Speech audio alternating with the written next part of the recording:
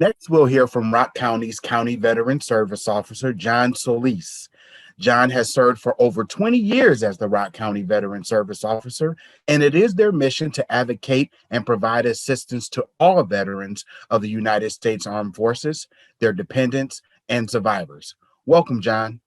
Thank you. Thank you for having me.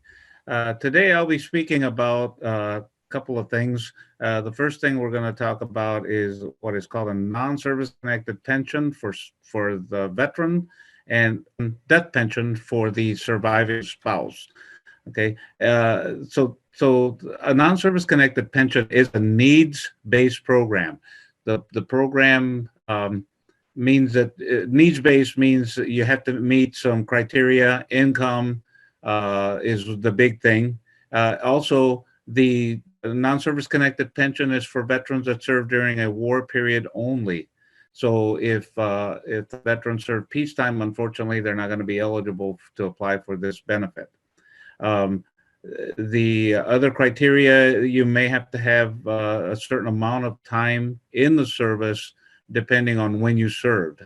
So it's best to check with your local CVSO when you're doing the application. They will be able to explain it all to you. I'm just going to give you an overview of the program. So the non-service connected pension program has three levels. It's the basic pension, the homebound, and then the highest level is the aid and attendance. Generally in my area, we tend to concentrate or to see more activity on the high end, the aid and attendance, and that's because we have veterans that are calling about that when they enter either an assisted living or skilled nursing facility, and they need this additional income to help pay that cost. Uh, and so that's what generally when we hear them. Not that we don't get the other veterans, the basic pension ones, but those are fewer because generally the income limit, if they're receiving any kind of income, including Social Security, they're over the income limit a lot of cases for the program. So today I'm going to concentrate on the aid and attendance portion of this program because that's where we get most of our activity. So in 2018, the VA changed this program to somewhat mirror Medicaid in that they do have a look back period for the program now, and it's 3 years instead of the 5 years for like Medicaid. But during that look back period, they are looking for divestment. If a veteran has given away their assets in order to become eligible for the non-service connected pension with aid and attendance, they're going to run into a problem there. So we try to advise veterans, please don't be doing this. You're going to make yourself not eligible, and then that's going to cause you problems. Because if you're not eligible for divestment for this program, you're probably not going to be eligible due to divestment for Medicaid either. So things to keep in mind. So currently, I do have the current limit or the max benefit that a single veteran can get from this benefit is $1,936 a month. That's the maximum benefit, and the amount of benefit that the veteran ultimately receives is determined by the VA based on all the facts and figures that we have to put on the application. And each one of these is very individualized because not everybody has the same income, not everybody has the same asset level, not everybody has um, the same need, the cost at the facility. All those things are variances. So once we get all those figures together, I can give them a pretty good idea of whether or not they'll get the benefit. And if pushed, I mean, I will give them with the caveat that I'm telling them, don't take this as written in stone when I tell you you might get X amount of dollars, because that's the best figure I can give you based on the information that we have. And so I always tell them we should wait till the VA makes a decision on it, and that's the figure we're going to go with. So again, the wartime service, and then there is a time period after September of 1980. You had to have had at least 24 months of service. And then and so the surviving spouse for the death pension, their eligibility is based on the veteran's eligibility. So if the veteran was eligible for the non-service connected pension, the surviving spouse will then be eligible to apply for the death pension. One thing to keep in mind is this benefit is for non-remarried surviving spouses. If the spouse remarries, they lose that eligibility. Um, there are, you know, again, those are the ones that we see the most often. And the surviving spouse has a different maximum amount. Currently, that monthly amount is $1,244. And again, the amount that they actually received is determined by the VA based on the information that we provide on the application when it's submitted. So that, in a nutshell, is the debt or non-service connected pension and the death pension. Uh, so if there's no questions, I'll move along to, I think you wanted me to speak about VA healthcare. Okay, so VA healthcare, you have to fill out what's called a Form 1010 Easy. And there's information. Oh my God, my phone's ringing. Sorry about that. uh, uh, you have to fill out, basic information. You have to provide a copy of your DD-214 with the application.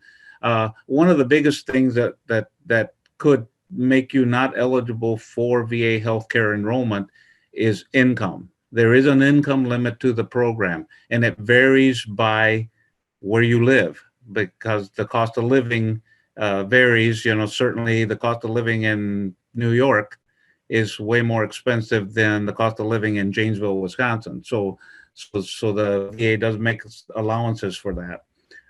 So it's best to check with your local CVSO. They can tell you what that local income limit is for your area. And then fill out the application. The other thing you want to make sure you have is that, if you have filed a claim with the VA and you're receiving, that's very important to put on that form that you have a service connected compensation claim with the VA, and that you're rated whatever 10, 20, 30% disabled. You want to put that information on the form. If you're close on the income limit for the program, you can, if you have out-of-pocket medical expenses that are not reimbursed or not covered by a third party, you have to pay those, pay those out of pocket, like co-payments, health insurance premiums, that kind of stuff. Then you can total what you pay in a year, and list that cost on an annual basis. The VA will deduct that from your gross income, and then that adjusted income might put you under the income limit to make you eligible for the program. So one thing to keep in mind also is that if you're at the higher income limit, chances are you're going to have co-payments with the treatment that you receive at the VA, and those co-payments, like for medications, for instance, can the low end is like $8 per prescription per month. And then you might also have co-payments for like office visits when you go see the doctor, $15 for like your primary care doctor. I think it's $50 for a specialist. And so those kinds of things, I brief the veterans so that they're not blindsided with these costs and stuff, in case it should happen. But generally, I can tell by, again, looking at their income that they're probably going to get these additional costs. John, I will ask you a question, kind of even personal. I had applied for healthcare benefits when I decided to change fields, and I was denied. And they said my income was too much, and they had advised me to come back at the beginning of the year, which was 2020, and let them know that my income had changed. But the pandemic hit. So when the pandemic hit, a few months into the pandemic, I received a letter from the VA saying that I had been approved. They had reviewed it and they had approved me for health care. So I thought that was kind of different, that, that it would just change like that. But was a great benefit to me as well, though, because I needed it. So I would, like you said, I would advise everyone that does qualify to at least apply for it. You're in the system, and anything can change or anything can happen for the positive for you. And I just wanted to share that. One thing I wanted to mention, if you're service connected for disabilities, you're going to get enrolled in VA healthcare regardless of your income. If you're service connected for disabilities, or if you're a Vietnam veteran that had boots on the ground in Vietnam, they will enroll you regardless of your income. So, I should say that there's one exception. If you're service connected and rated 0%, there's a little bit different there, but the VA will notify you. But generally, if you're service connected for disabilities, you don't, the income is not an issue. You still might have a co-payment for if they treat you for conditions that aren't service connected. Like, for instance, if you're service connected because you got bad lower back, but the VA is treating you for a high cholesterol problem, well, you're probably going to have to pay the co-payments for, if your income's high enough, that you're going to still have the co-payments for that medication. So, John, can you talk a little bit about, and another thing that I had ran across, in regards to getting a copy of your medical record? How, if someone was looking to get a copy of their medical record, how would they go about doing that? Because you can't do it online. I believe, if I'm not mistaken, I think you have to write in a request for it. Are you talking about your service medical records, or service medical record? Okay. Service medical record. Yes. You need to fill out a standard form 180, and then depending again on when you were discharged, will determine where you send that request to. Right now, it's still, based on the veteran population that we have, a lot of those requests still go to the National Personnel Records Center down in St. Louis. And so a standard form 180, basically you provide on that form your name, your social security number, date of birth, what branch you served, the dates of service. If you served earlier than, when the service started using your social for your service number, then you probably have a different service number, and you list that, provide your address and your contact information, send that off to NPRC, and then they'll search the record. Now, I will say that at the moment, because of COVID that you mentioned earlier, there is a the time for processing those requests is really slowed down. So you need to be aware that if you're a veteran applying for your discharge, or you can request your discharge, copies of your medical records, your personnel file, all that should be at NPRC. Now, I say should because it is still up to the service branch to forward those records to NPRC. And so now, again, if you're a recently released veteran, recently discharged, like within the last 10 years and stuff, or even farther than that, I'm trying to think.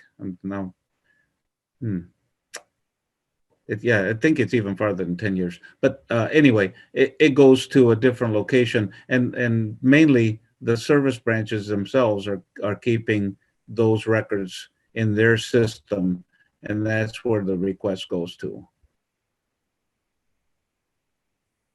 John, I thank you for taking the time to speak with us this afternoon.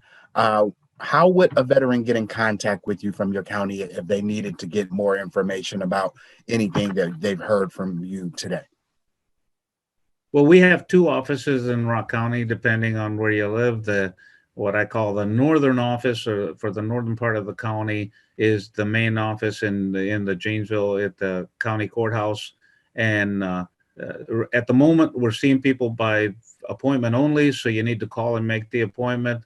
The phone number is 608-757-5552. If you live in the southern end of the county, the more convenient office for you to visit is our Beloit office, which is located at the Eclipse Center, which is the old Beloit Mall.